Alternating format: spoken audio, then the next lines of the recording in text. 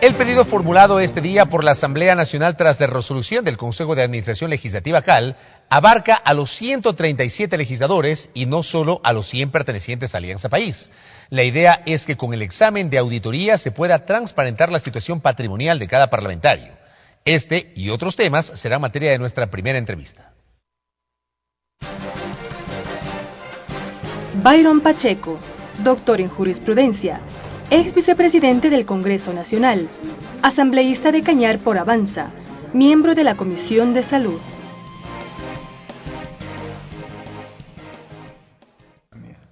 Asambleísta Pacheco, bienvenido a la televisión legislativa, qué gusto que nos acompañe. Muchísimas gracias por la invitación, un saludo cordial a los amigos televidentes. Queremos iniciar esta entrevista, asambleísta, con un criterio suyo de primera mano luego de esta resolución emitida por el Consejo de Administración Legislativa CAL y que luego ya fue, materializado en la Contraloría General del Estado con este pedido de auditoría al patrimonio, en este caso de los 137 asambleístas. La sociedad en general, el pueblo ecuatoriano rechaza como el que más el tipo de actitudes de las que acabamos de ser testigos y que en buena hora las ha denunciado el propio Ejecutivo, el Presidente de la República, cuando una asambleísta, haciendo uso de su poder, entre comillas, político o mal uso del mismo, se ha prestado para cohecho o para extorsión. Eso es lo que conocemos la opinión pública. Se seguirá el debido proceso, será la Fiscalía quien le dé el derecho a la defensa, por supuesto, porque es un elemento que lo contempla la Constitución de la República en estos casos, pero lo que quiere el pueblo ecuatoriano es, de comprobarse esta irregularidad, una sanción ejemplar. En cuanto a la resolución que ha tomado el Consejo Administrativo de la Legislatura, me parece absolutamente responsable, que va con la ética que tiene que primar en este Parlamento, con muestras de honestidad a la luz del día. Nuestra declaración de bienes y nuestro patrimonio está recién presentada, lo tuvimos que hacer en el intermedio del periodo legislativo. Antes del 14 de mayo. Obviamente, y renunciamos a nuestro derecho al sigilo bancario. Eso es una obligación moral, aparte de ser una obligación legal de los legisladores. Las cuentas claras y el chocolate espeso. ¿Usted tiene abiertas sus cuentas, asambleísta Byron Pacheco? Completamente, lo que es más, hasta con saldo negativo de lo que llegamos acá a la Asamblea Nacional. Eso es de lo que me hablan de las orejas en mi casa. Mire, en provincias pequeñas sobre todo, nos conocemos cómo hemos nacido, cómo hemos vivido, de dónde viene nuestro patrimonio. En su caso, su papá fue diputado también, pues, en su momento.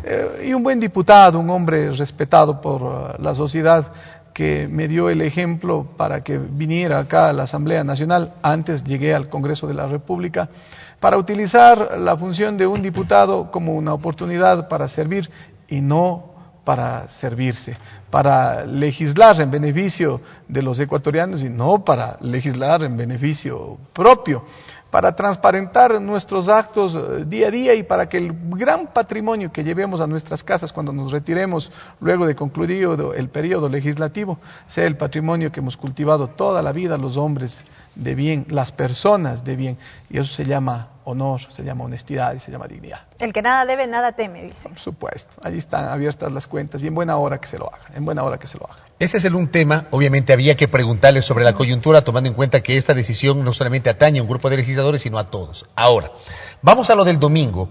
Le vimos a usted participar en la presentación del informe de la Nación del señor Presidente de la República y, corríjame si estoy equivocado, creo que usted fue el único asambleísta del Partido Avanza presente durante esta rendición de cuentas del jefe de Estado. ¿Por qué? Estuve aquí presente porque hubo una invitación de la presidencia de la Asamblea para que acudamos y porque también la Constitución de la República manda para que la Asamblea Nacional o a través de la Asamblea Nacional el Presidente de la República informe a la Nación sobre su periodo de gestión. Pero no estuvieron sus otros 4 compañeros.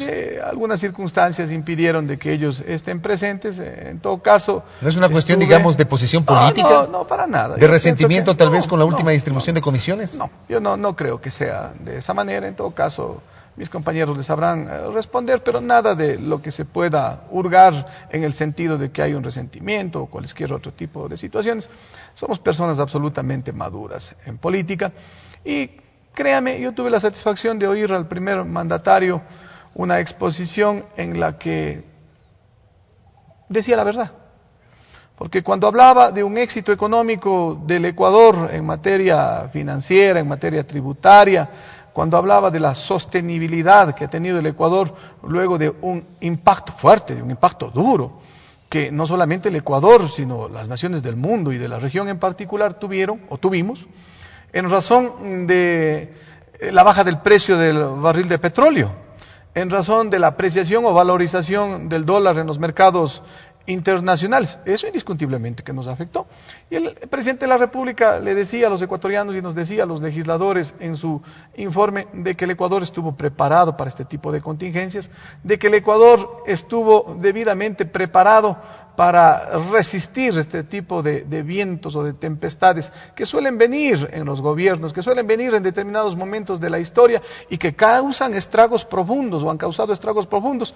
Pero también nos decía el presidente de la República que en buena hora, que esa planificación que se realizó desde el 2007 sirvió ¿para qué? Para que exista sostenibilidad y fortalecimiento de lo que hasta el momento se ha construido. Decía el presidente, y tengo que referirme en estos términos nuevamente, de que no se cerraron escuelas, no se cerraron colegios, de que no hubieron estudiantes a la fecha que hayan tenido que abandonar sus aulas por falta de recursos, que no se dejó de comprar medicinas ni de atender en salud al pueblo ecuatoriano, que no se desatendió el área social, el área educativa, el área de la salud, como lo estoy manifestando, y que el aparato productivo siguió funcionando, pero siguió funcionando de una manera diferente en este caso, porque las medidas arancelarias que se tomaron en su debido momento y que se optó por ellas para no tomar las medidas tradicionales como la suba o el incremento de los precios del combustible, el incremento del gas, etcétera, etcétera, que iba directamente a atacar al bolsillo de las pequeñas economías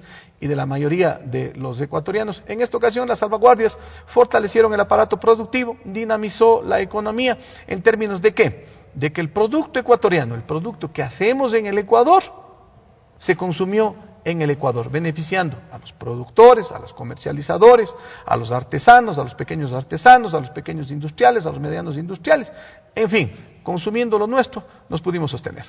Ahora bien, asambleísta, adicional a esto que usted menciona, el presidente de la República también hizo importantes anuncios, como el envío de varios proyectos de ley a la Asamblea Nacional en los próximos días. Uno vinculado con el tema de la plusvalía y otro relacionado con un impuesto a las herencias. Evidentemente, desde la oposición no se ha tenido una lectura positiva respecto de estos anuncios. Ahora, el Partido Avanza, ¿cómo ha visto esto?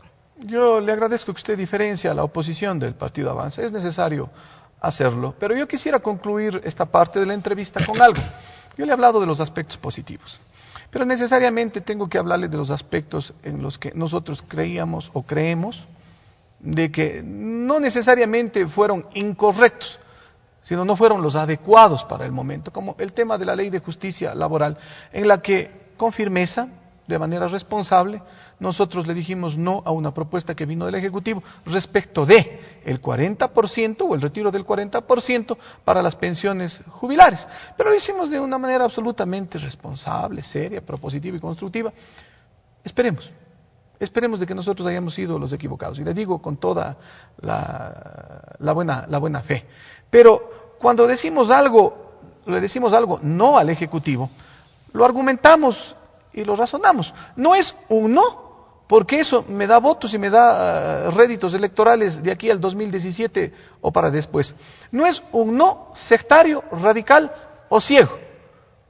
Es un no razonado, es un no propositivo, es un no constructivo y reflexivo. ¿Cuál va a ser su posición sobre los proyectos de ley que Belkis estaba consultando? Así como he ponderado de que han existido aspectos muy positivos en el área económica, social, etcétera, etcétera, que el presidente de la República le dijo al Ecuador y con los que yo coincido plenamente y que no los cuestiono, sino más bien los felicito, es responsabilidad mía como legislador, y hablo en términos personales, el observar estas propuestas que va a presentar el Ejecutivo, pero observar para bien, para abrir al debate, para ponerle un matiz más o un ingrediente más para la discusión. Usted todavía no tiene una posición inicial. No tengo una posición inicial, pero sí quisiera analizarlo. Por ejemplo, en el tema de la plusvalía.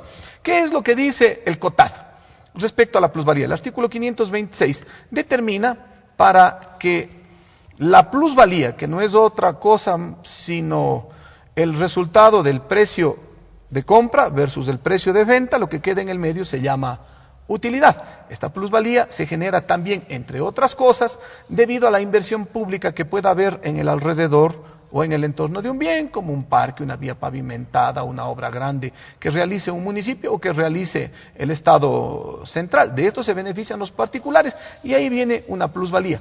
El artículo 526 manda ya para que los ciudadanos propietarios de ese bien paguemos el 10% a los municipios. Ya estamos pagando plusvalía. Pero ¿qué más tiene el COTAD respecto a imposiciones para los ciudadanos que poseen un bien inmueble? El artículo 422 establece de que los ciudadanos que van a construir un condominio o van a realizar una lotización, ¿no?, entreguen, ya sea en dinero o ya sea en parte del terreno, de entre el 15 y el 35% del valor total del terreno. Hasta 1000 metros, el pago de ese 15 o 35% en dinero. Y pasado los 1000 metros, en terreno. Entonces, ya tenemos dos imposiciones. La que establece el 422 del COTAD y la que establece el 526 del COTAD. Yo parto, al igual que en este tema, en el tema de las herencias, de la buena fe y de la buena intención que tiene el Ejecutivo para tratar de buscar equidad en la redistribución de la riqueza y de los ingresos y en el pago de impuestos. Yo parto de esa buena fe. Mire, yo no cuestiono la buena fe. Pero tampoco nos cuestionen el derecho a opinar y a discrepar y a aportar en estos temas para que por último, si son aprobados, sean aprobados en términos de que no le perjudiquen a la mayoría del pueblo ecuatoriano, de que no perjudiquen al ciudadano, de que el ciudadano no vea en el Estado un agresor, de que no vea el ciudadano en el Estado un chupasangre, entre comillas, de su patrimonio en el tema de las herencias. Yo quiero ponerle, en 30 segundos, asambleísta. Yo quiero ponerle un ejemplo. ¿Qué pasa con el ciudadano migrante? Yo vengo del austro del país, del Cañar, que se fue a vivir 20 o 30 años, dejó lo mejor de su vida y regresa con un patrimonio y compra una casita, compra un terreno, compra un bien en el Ecuador. Fallece porque todos tenemos que irnos, más temprano o más tarde, pero todos tenemos que irnos. Y le deja a sus hijos. Sus hijos, si se aprueba este incremento, porque ahora, actualmente ya se paga un impuesto, ¿no? Si se incrementa desmesuradamente, escúcheme la palabra, desmesuradamente este impuesto a las herencias, se estaría convirtiendo en un heredero más de algo en lo que nunca tuvo participación, porque el Ecuador a ese migrante no le dio nada, muy por el contrario, lo expulsó fuera del país porque nunca le dio oportunidades de trabajo. Temas como estos tienen que ser analizados con responsabilidad, con seriedad, con madurez, con coherencia, dejando de lado cualquier tipo de situación y que encontremos acuerdos mínimos. ¿Por qué no pensar que en esta Asamblea Nacional, en donde está la representación del pueblo ecuatoriano, por fin podamos ponernos de acuerdo en algo? No puede ser posible que el oficialismo diga, si no piensas como yo eres antipatria. Y no puede ser posible que la oposición diga, si le das la razón al Ejecutivo, también eres antipatria. Una tercera línea, la de la coherencia, la de buscar los consensos, es la que este legislador y mi organización política Avanza le plantean al Ecuador. Correcto, asambleísta, gracias por el tiempo. A ustedes. Muy gentil. El doctor Byron Pacheco, asambleísta por el partido Avanza, con su visión en torno a los temas de coyuntura. Una pausa. TDL Noticias llega a sus hogares por la señal